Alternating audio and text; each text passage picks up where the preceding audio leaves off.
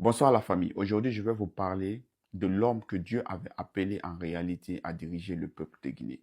Mamadou Cellou Dalein Diallo. Nous sommes en 2010. Les élections sont très bien passées. Au premier tour, l'UFDG remporte avec 47 et quelques pourcents. Désolé si je fais des erreurs de chiffres.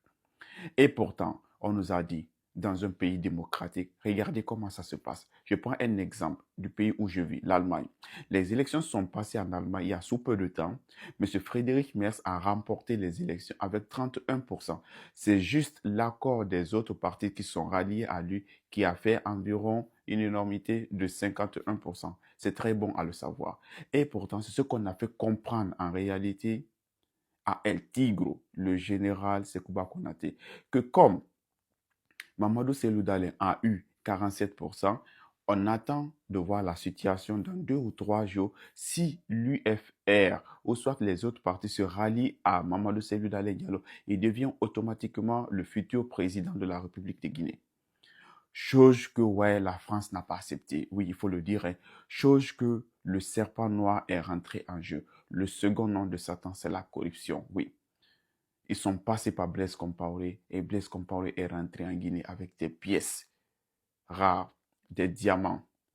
Et là, le second nom de Satan rentre en jeu, la corruption. On fait la corruption, on fait corrompre en réalité le général Konaté.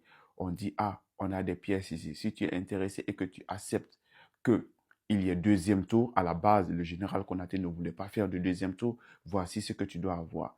Le général Konaté exige. Il envoie des experts chinois qui authentifient en réalité ces pièces-là. On lui fait comprendre que ce sont des pièces rares, ça coûte telle valeur. Il accepte le deal et la Guinée rentre dans le monde de la corruption au niveau du deuxième tour.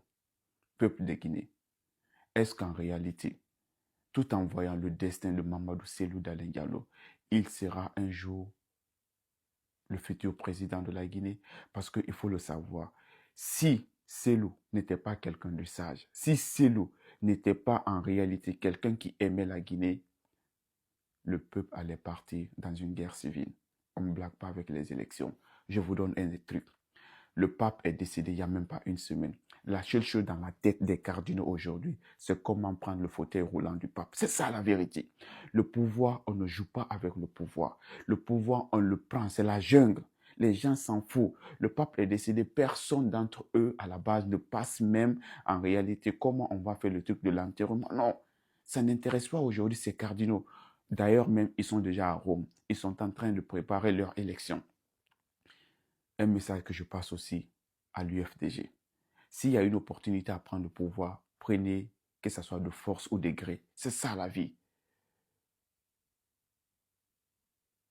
Aujourd'hui, Mamadou Cellou Dalein Diallo a été insulté, humilié, traité du n'importe qui, mais il a tout accepté. Il est aujourd'hui en Asie. Ça fait très mal d'être hors de son pays. Hein. Il faut le vivre pour le savoir. Mais je sais que l'homme incarne la sagesse. L'homme incarne la foi. Malgré toutes ces atrocités, il a accepté. Il s'est dit oui, tout ce que Dieu écrit devant ton front, quel qu'en soit le temps, tu le sauras. Et est-ce que vous avez la foi comme moi qu'un jour, je serai président de la République?